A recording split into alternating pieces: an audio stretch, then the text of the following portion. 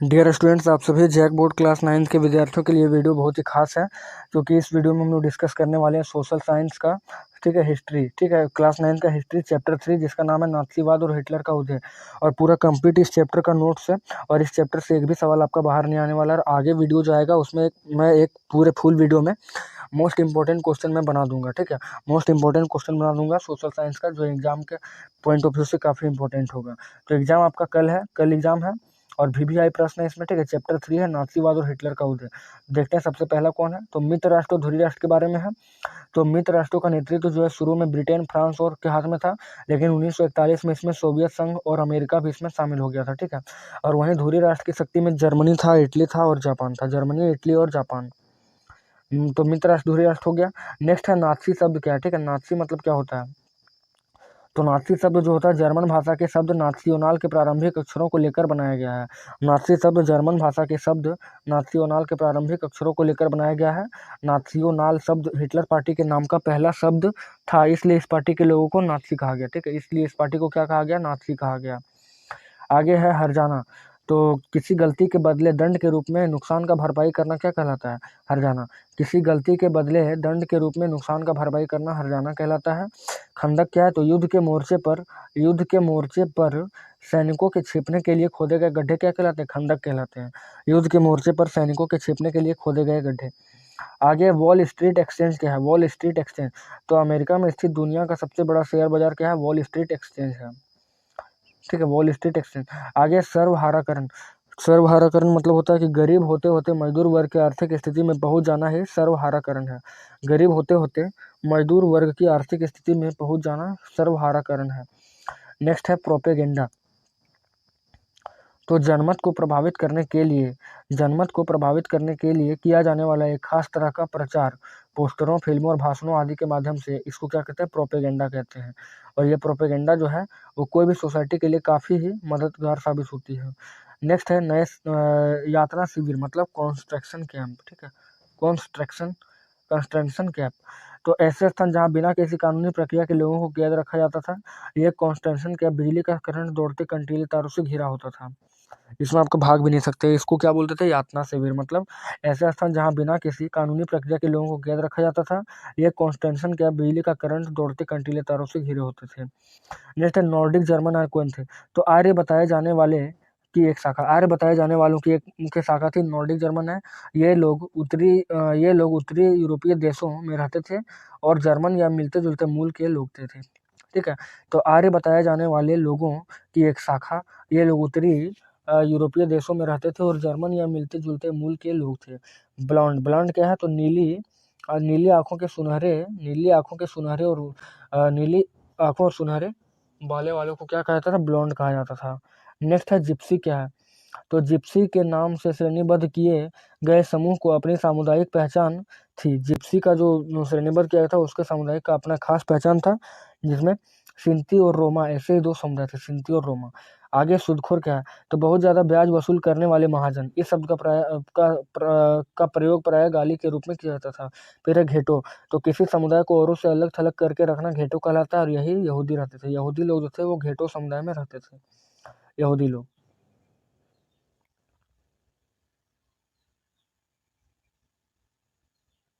Next है Nuremberg नागरिकता अधिकार संबंधी अधिकार, सितंबर 1935। तो इसमें क्या कहा गया कि जर्मन या उससे संबंधित रक्त वाले व्यक्ति ही जर्मन नागरिक होंगे और उन्हें जर्मन साम्राज्य का संरक्षण मिलेगा। फिर यहूदियों और जर्मनों के बीच विवाह पर पाबंदी हो गया, और यहूदियों और जर्मनों के बीच विवाहेतर संबंधों को अपराध घोषित किया गया था, और यहूदियों द्वारा राष्ट्रीय ध्वज फहराने पर पाबंदी लगा दी गई थी। यहूदियों द्वारा राष्ट्रीय ध्वज फहराने पर पाबंदी लगा। फिर युंगफोक क्या है, तो 14 साल से कम उम्र वाले बच्चों के लिए नाथसी युवा संगठन। ठीक है, 14 वर्ष से जो कम आयु के बच्चे होते हैं उनके लिए भी एक संगठन है, जिसका नाथसी संगठन, जिसको युंगफोक कहा जाता है। नेक्स्ट है नवंबर के अपराधी क्या है। तो समाजवादी, कैथोलिक तथा समाजवादी समाजवादी समाजवादी कैथोलिक तथा डेमोक्रेटिक आदि लोग जिन्होंने वाइमर गणराज्य का साथ दिया उसे नवंबर के अपराधी कहा जाता था, जिसने वाइमर गणराज्य का साथ दिया था। आगे महात्मा गांधी ने एडोल्फ हिटलर को क्या नसीहत दी, तो महात्मा गांधी ने कहा कि अहिंसा के रूप में एक ऐसी शक्ति प्राप्त हो गई है जिसे यदि संगठित कर लिया जाए तो वह संसार की सबसे बड़ी हिंसाओं वाली शक्ति के गठजोड़ का मुकाबला कर सकती है। नेक्स्ट है, हिटलर कौन था, उसने जर्मनी के लिए क्या कार्य किया। हिटलर जो था वो कौन था और जर्मनी के लिए उसने क्या कार्य किया। तो एडोल्फ हिटलर का जन्म 1889 ईस्वी को ऑस्ट्रिया में एक मध्यवर्गीय परिवार में हुआ था। उनका युवावस्था बेहद गरीबी में गुजरा। धीरे धीरे वह बड़ा होकर राजनीति के क्षेत्र में कदम रखना शुरू किया। अपना नाम फौजी भर्ती के लिए इसने लिखाया, अपना नाम जो है फौजी भर्ती के लिए लिखाया। अग्नि मोर्चे पर उसे संदेशवाहक का कार्य किया और कारपोरल बनाकर कुछ प्रमुख तमगे हासिल किए। कारपोरल बनाकर उसने कुछ तमगे हासिल किए। 1919 में जर्मन वर्कर्स पार्टी नामक समूह की सदस्यता ली 1919 में, जिस समय भारत में जो है वो जालियांवाला बाग हत्याकांड चल रहा था। उस समय उसने क्या किया था कि जर्मन वर्कर्स पार्टी नामक समूह की स्थापना की थी और इस संगठन पर अपना नियंत्रण हासिल कर संगठन का नाम बदलकर नेशनल सोशलिस्ट पार्टी रख दिया और यही बाद में नाथी पार्टी कहलाया। ठीक है, नेशनल सोशलिस्ट पार्टी जो है वो नाथी पार्टी कहलाया। फिर हिटलर काफी खतरनाक किस्म का आदमी था, उसे जर्मनी का तानाशाह भी कहा गया। 1923 में हिटलर ने बावेरिया पर कब्जा किया, फिर बर्लिन पर चढ़ाई किया। वह एक जबरदस्त वक्ता था और उसके जोश और शब्द लोगों को हिलाकर रख देते थे। फिर हिटलर ने जर्मनी को पूरे विश्व पटल पर एक प्रमुख देश के रूप में पहचान हासिल करवाई। हिटलर ने जर्मनी को पूरे विश्व पटल पर एक प्रमुख देश के रूप में पहचान हासिल करवाई थी। फिर अब प्रमुख कार्य, तो प्रमुख कार्य में क्या, नाथी का उत्थान हिटलर के नेतृत्व में हुआ था। नाथी का जो उत्थान हुआ हिटलर के नेतृत्व में हुआ और नाजी दल की स्थापना हुई। ठीक है, नाथी का उत्थान किसमें हुआ, तो हिटलर दल के नेतृत्व में और नाजी दल की स्थापना हुई थी इसमें। आगे अगर बात करें तो जर्मन वर्कर्स पार्टी का ये संस्थापक था, जर्मन वर्कर्स पार्टी का संस्थापक, और 1933 में जर्मनी का ये प्रधानमंत्री बना और उसने एक राष्ट्र एक नेता का नारा दिया, मतलब एक राष्ट्र में सिर्फ एक ही नेता होना चाहिए।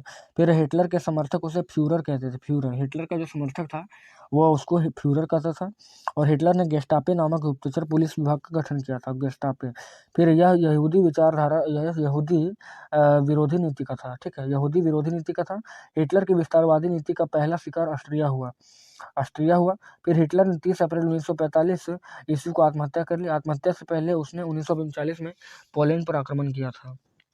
अब है वाइमर गणराज्य क्या है। तो जर्मनी की प्रतिनिधि लोकतांत्रिक संसदीय सरकार, जिसने जर्मनी में प्रथम विश्व युद्ध के बाद 1919 से 1933 से शाही सरकार के बदले में कार्यभार संभाला था। ठीक है, तो जब जो हिटलर का जो पार्टी था उससे पहले वहां पर पार्टी था कौन सा, तो वाइमर गणराज्य, उसे वाइमर गणराज्य कहा गया। वाइमर जगह के नाम के कारण पड़ा था। बाद में यह गणराज्य का उदार लोकतंत्र का काल 1930 के दशक आने के तक समाप्त हो गया और 1933 के आसपास इस गहराते संकट के कारण जर्मनी में एडोल्फ हिटलर का आगमन हुआ और उसने जर्मनी की दिशा और दशा बिल्कुल तरह से बदल दिया था। अब वाइमर गणराज्य के सामने क्या समस्याएं थी। वाइमर गणराज्य के सामने मुख्यतः क्या समस्याएं थी तो वाइमर गणराज्य के सामने निम्न समस्याएं थी, जिसमें सबसे पहला क्या था कि वाइमर गणराज्य को वर्साय की अपमानजनक संधि पर हस्ताक्षर करने पड़े। इस संधि की वजह से देश को अपने सारे उपनिवेश 75% लोहा भंडार और 26% कोयले के भंडार फ्रांस, पोलैंड और डेनमार्क के हवाले करना पड़ा था। उसके बाद मित्र राष्ट्रों को युद्ध की क्षतिपूर्ति के लिए 6 अरब पाउंड का जुर्माना चुकाना पड़ा और उसे यह राशि उधार लेनी पड़ी। इससे देश जो है कर्जदार बन गया। देश में उद्योग तथा व्यापार पिछड़ गए और बेरोजगारी जो है काफी ज्यादा बढ़ गई। फिर वाइमर गणराज्य द्वारा 1923 में हर्जाना चुकाने की असमर्थता के कारण फ्रांस ने इसके औद्योगिक क्षेत्र रूर पर जो है कब्जा कर लिया फ्रांस ने। फिर जर्मनी के आर्थिक पतन के कारण इसकी मुद्रा मार्क का इतना अवमूल्यन हो गया कि एक अमेरिकी डॉलर में खरबों मार्क मिलने लगा। फिर नाबालिग वाइमर गणराज्य को पुराने राजतंत्र के द्वारा किए गए गुनाहों के भुगतान के लिए भी विवश किया जा रहा था। इन सभी कारणों से वाइमर गणराज्य परेशान था। वाइमर गणराज्य जो था वो काफी ज्यादा परेशान था। आगे नाजी समाज में औरतों की क्या भूमिका थी। नाजी समाज में औरतों की क्या भूमिका थी, तो नाजी समाज में औरतों की निम्न भूमिका थी। औरतों की प्रमुख भूमिका क्या थी कि एक अच्छी माँ बनना है, फिर शुद्ध और रक्त वाले बच्चे को जन्म देना, पालन पोषण करते हुए नस्ल की शुद्धता को बनाए रखना, यहूदियों से दूर रहकर घर संभालना, और औरतों को तमगा भी दिया जाता था। औरतों को जो मुख्यतः तमगा दिया जाता था, जैसे 4 बच्चे वाली माँ को कांसे का तमगा, 6 बच्चे वाली माँ को चांदी का तमगा, और 8 या उससे ज़्यादा बच्चे पैदा करने वालों को औरतों को सोने का तमगा दिया जाता था। आचार संहिता का उल्लंघन करने वाली औरत को दंड मिलता था, कड़ी से कड़ी निंदा की जाती थी। गंजा करके मुंह में काली पोत कर गले में तख्ती लटका कर पूरे गांव में घुमाया जाता था, और तख्ती पर लिखा होता था कि मैंने राष्ट्र के सम्मान को मलिन किया है, मैंने राष्ट्र के सम्मान को मलिन किया है। फिर औरतों के नागरिक सम्मान और पति व परिवार से हक छीन लिया जाता था। महिलाओं को कहा जाता था कि आर्य संस्कृति एवं जाति को आगे लेकर चलने वाली बनना है। आगे वाइमर गणराज्य का जन्म किस प्रकार हुआ? वाइमर गणराज्य का जन्म कैसे हुआ? तो वाइमर गणराज्य का जन्म इस प्रकार हुआ, जैसे जर्मनी केंद्रीय शक्ति के साथ प्रथम विश्व युद्ध में नवंबर 1918 में मित्र गुट से पराजित हो गया, ठीक है, मित्र गुट से। आगे जर्मनी की इस पराजय ने संसदीय राजनीतिक दलों को जर्मनी की राजनीतिक का पुनः पूर्वांतरण करने का अवसर प्रदान किया। राष्ट्रीय सभा वाइमर में मिली तथा संसदीय संविधान की स्थापना की, जिसमें संघीय ढांचा अपनाया गया। रिचस्टाग या जर्मन संसद में उप प्रधान चुने जाते थे, उसका गठन वयस्क मताधिकार के माध्यम से होता था। फिर नाजी सोच के खास पहलू कौन कौन से थे? तो नाजी सोच के खास पहलू इस प्रकार से कौन कौन से? नाजी दल जर्मनी को अन्य सभी देशों से श्रेष्ठ मानता था और पूरे विश्व पर जर्मनी का प्रभाव जमाना चाहता था, पूरे देश पर। फिर नाजी के अनुसार राज्य सबसे ऊपर है, लोग राज्य के लिए है, ना कि राज्य लोगों के लिए। यह उदारवाद, समाजवाद और साम्यवाद को उखाड़ फेंकना चाहता था, और इसने युद्ध की सराहना की तथा युद्ध के बल पर पूरे देशों से जीतना चाहते थे, युद्ध के बल पर पूरे देश को जो है जीतना चाहते थे। और नाजी सोच लोकतंत्र के पक्ष में थी। नाजी सोच जो लोकतंत्र के पक्ष में नहीं थी, वह पूरे देश पर अपना हक चलाना चाहते थे। फिर नाजीवाद जर्मनी के सैनिक शक्ति को बढ़ाना चाहता था और अपने आप को विश्व की महान शक्ति के रूप में देखना चाहता था अपने आप को। आगे जर्मनी में नाजीवाद के विजय के प्रमुख प्रभाव क्या थे? जर्मनी में नाजीवाद के विजय के प्रमुख प्रभाव क्या थे? तो जर्मनी में नाजीवाद के विजय के प्रमुख प्रभाव या परिणाम निम्न थे। सबसे पहले कौन था? जर्मनी में नाजीवाद के विजय से वहां की सत्ता हिटलर के हाथ में आ गई और उसने सैनिक शक्ति को बहुत तेजी से बढ़ाया। जर्मनी के लोग प्राय प्रथम विश्व युद्ध में हुए अपने अपमान का बदला लेने के लिए तैयारी करने लगे और विनाशकारी शस्त्र बनाने लगे, जिससे बहुत सारे कंट्री को पता चल गया और उसने भी अपनी तैयारी शुरू कर दिया, जिससे दूसरे विश्व युद्ध की भूमिका जो है तैयार हो गई इसी के माध्यम से। आगे है नाजी आंदोलन की मुख्य विशेषताएं क्या थी?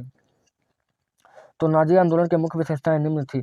यह हर तरह की संसदीय एवं लोकतांत्रिक संस्थाओं का विरोधी था।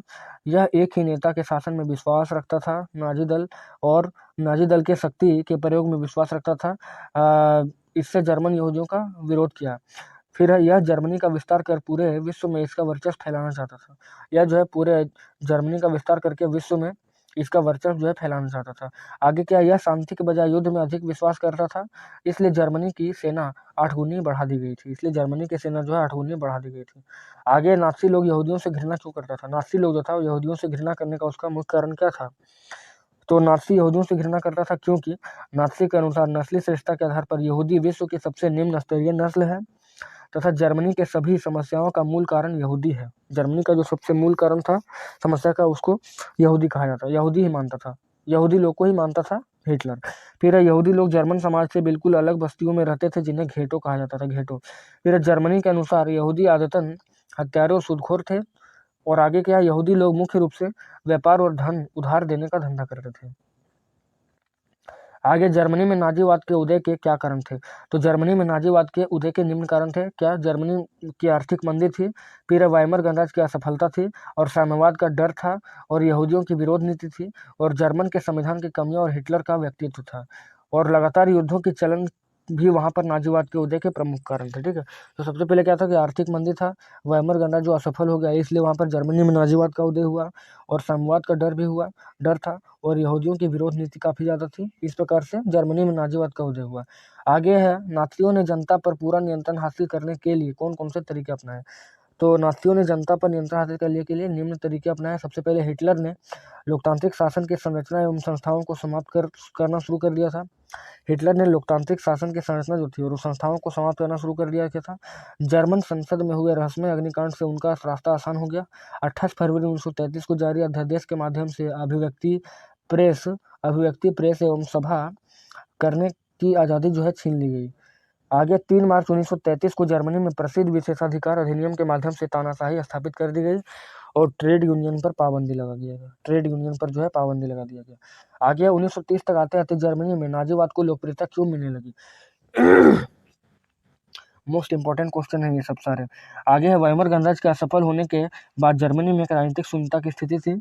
1932 में हुए चुनाव में 32% मत प्राप्त कर नाजी पार्टी सबसे बड़ी पार्टी के रूप में उभर कर सामने आई। इसने लोकतंत्र के बाद में शून्यता को जनता का समर्थन प्राप्त कर भर दिया। यह नाजी प्रचार तथा हिटलर के नारे का प्रभाव था। उसने एक शक्तिशाली, समृद्ध तथा खुशहाल जर्मनी का सपना देखा। उसने सोचा कि इस सपने को जनता की सहभागिता के बिना पूरा करना संभव नहीं है। फलतः उसने सफलतापूर्वक लोगों की भीड़ इकट्ठा करनी शुरू कर दी। वह बड़ी चतुराई से अपने राजनीतिक विरोधियों का खात्मा करने लगा।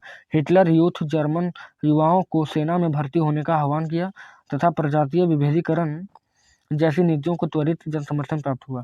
हिटलर जनता की इच्छा को समझने में माहिर था। यह वही जानता था जिसके आत्मसम्मान को युद्ध में पराजित वर्षा के आत्मसम्मान संधि से गहरा धक्का लगा था। हिटलर ने लोगों को अपना आत्मसम्मान लौटाने का वादा किया। यह राजनीतिक आर्थिक संकट का दौर था जिसमें हिटलर के छद्म नारों में ने अपना काम किया और जर्मनी में नाजीवाद लोकप्रिय हो गया था। नेक्स्ट है और अंतिम क्वेश्चन है कि नाजियों का प्रोपेगेंडा यहूदियों के खिलाफ नफरत पैदा करने में इतना असरदार कैसे रहा? तो 1933 में जर्मनी में शक्ति पकड़ने के पश्चात शीघ्र हिटलर ने यहूदियों के विरुद्ध सर्वत्र घृणा का प्रचार करना शुरू किया और इस उद्देश्य में उसने काफ़ी सफलता प्राप्त की। उसकी इस सफलता के लिए अनेक कारण उत्तरदायी थे, इनमें से कुछ मुख्य निम्नांकित हैं। सबसे इम्पोर्टेंट क्या है कि अपनी सभी कठिनाइयों के लिए तो जो जर्मनी को लोगों की प्रथम विश्व युद्ध के बाद सहनी पड़ी, उनमें वाइमर गणतंत्र को उत्तरदायी ठहराया गया, क्योंकि उन्होंने मित्र राष्ट्रों से होने वाली कठोर और अपमानजनक संधि पर हस्ताक्षर किया था और सारी जर्मन जाति ने ऐसा महसूस करना शुरू कर दिया जैसे उसका कोई जानबूझकर निरादर कर रहा हो। चारों तरफ अशांति, निरादर और बेकारी का बोलबाला था। जब हिटलर ने 1933 में वाइमर गणराज्य से छुटकारा पाया तो लोगों ने चैन की सांस ली। लोगों की नज़रों में हिटलर का आदर बहुत बढ़ गया और देखते देखते वह लोगों का मसीहा बन गया।